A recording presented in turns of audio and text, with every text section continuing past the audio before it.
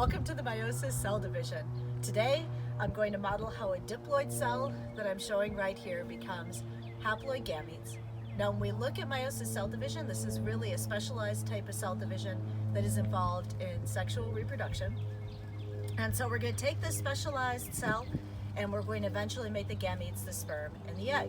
Now, similar to my mitosis model, we've got the cell membrane here in orange, the nuclear membrane here in green with all of the DNA inside, and blue is representing our centrioles. Now let's focus in on the DNA because that's really the important part of meiosis. So remember, when we have a diploid somatic cell, one of those body cells, we have homologous pairs of chromosomes. And a homologous pair of chromosomes is two pieces of DNA with genes for the same trait. So this is a homologous pair of chromosomes. I know that the colors here are a little bit different. This is actually going to be helpful and will lead us into genetics because it's showing that we have some variation in our homologous pair of chromosomes. This is also a homologous pair of chromosomes, and up here we have a homologous pair of chromosomes. Our diploid cell has 6 pieces of DNA. Our haploid gametes at the end of this process better only have 3 pieces of DNA. If something happens where we get too many or too few, that's non-disjunction. Make sure to review those slides at the end of the lecture slides. Make sure to review that concept of non-disjunction. So looking at our cell, the first thing that our cell is going to do, the first assumption that we need to make with meiosis is that the G1, S, and G2 phase have already happened. What I want to model is I want to model the G2 or the S phase. I want to model the copying of DNA. So when we make a copy of each piece of DNA, we're copying those homologous pairs of chromosomes. So what we're going to end up with is we're going to end up with those 4 pieces of DNA.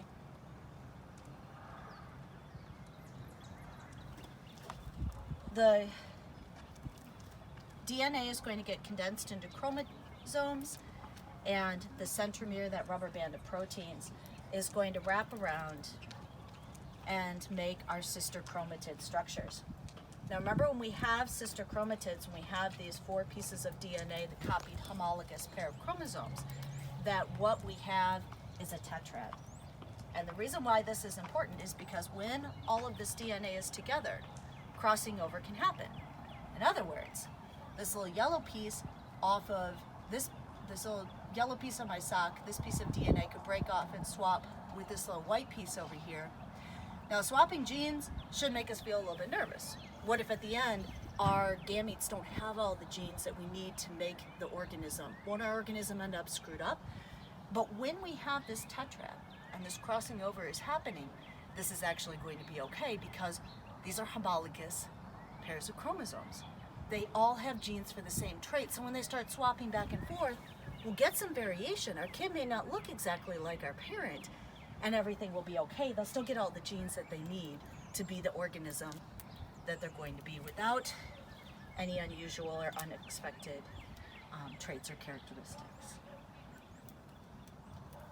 So I'm going to finish up here making my last tetrad, my copied homologous pair of chromosomes. So once our cell has made the tetrads and it's ready to enter into meiosis 1, that first round of cell division, the first thing it's going to do is prophase 1. Now, we've heard all this before. It's going to sound very, very similar.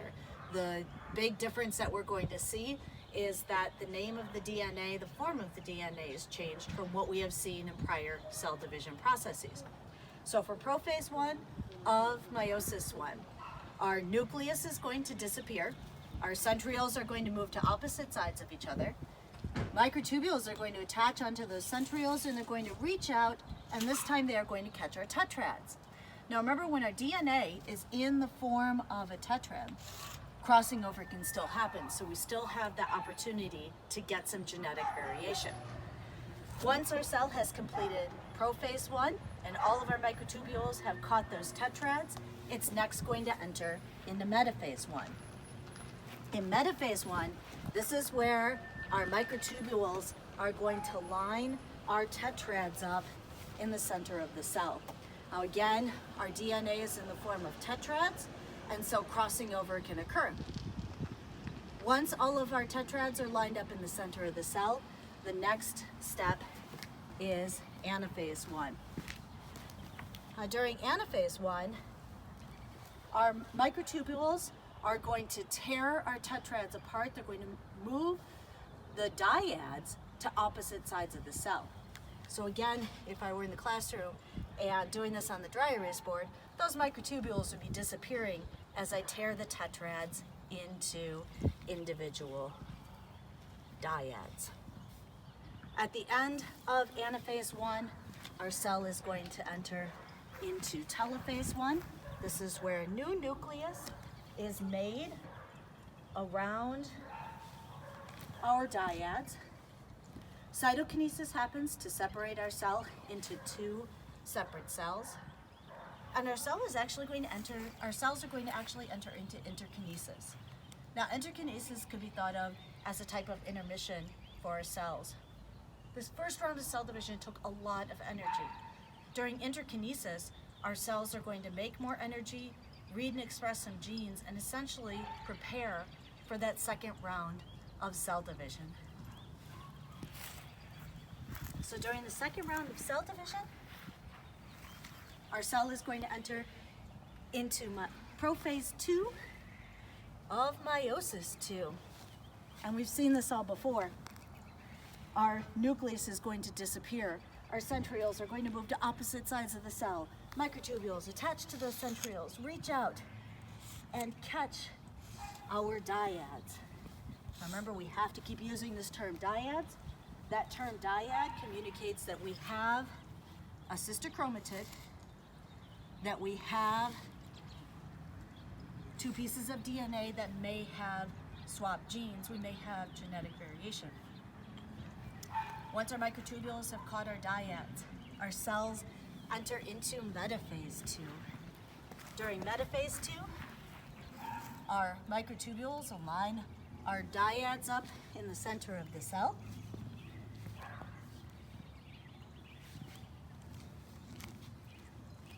Once all of our dyads are lined up in the center of our cells will enter into anaphase 2.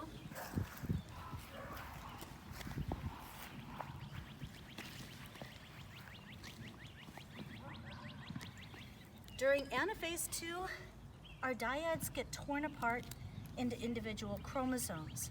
The microtubules tear those dyads apart and move and propel those individual chromosomes to opposite sides of the cell.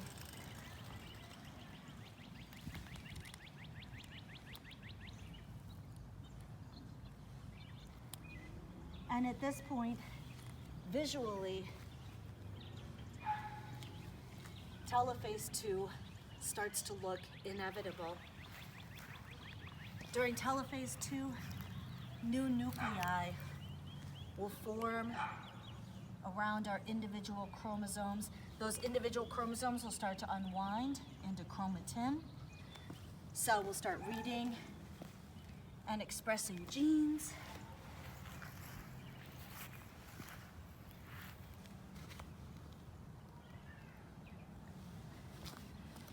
And so here at the end of telophase 2, we have our haploid gamete cells. Now remember, we started with 6 pieces of DNA in our cell. At the end of meiosis, we should have 4 non-genetically identical cells. They can't be genetically identical to the original because they're haploid.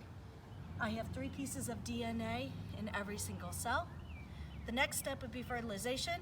Go find gametes that are opposite of these, meaning if these are our egg, I need to go find some sperm, bring those together, make my diploid zygote, and hopefully my diploid zygote will have genetically new combinations and be interesting.